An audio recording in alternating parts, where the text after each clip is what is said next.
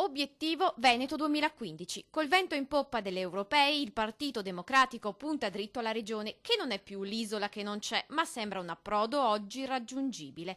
I leader democratici del Veneto, oggi in convegno a Mogliano, stavolta hanno le idee chiare, tanto da dire addio alle primarie, almeno per questa volta.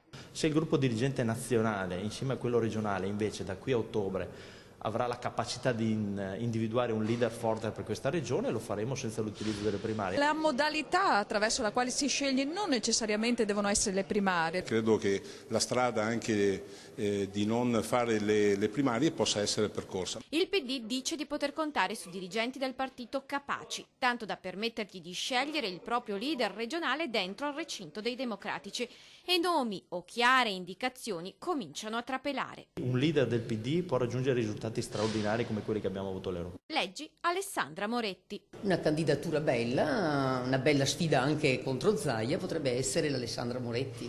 I nomi ce ne sono tanti, a partire dal nostro segretario regionale, sto pensando alla Moretti che ha avuto già un bagno di popolarità sicuramente molto importante. Abbiamo sindaci da Treviso a Vicenza molto importanti. Un candidato o una candidata che sappia, perché no, anche stare ottimamente in televisione. Un nome, allora glielo faccio io, Alessandra Moretti? Alessandra Moretti è sicuramente una ricchezza, Alessandra è sicuramente un ottimo nome. La neo-eurodeputata vicentina, spesso al fianco del Presidente del Consiglio, è in pole position. Non resta che attendere, ma poco, perché la campagna elettorale per la regione richiede molto tempo e la scelta del candidato va fatta in fretta. Deadline prevista ottobre.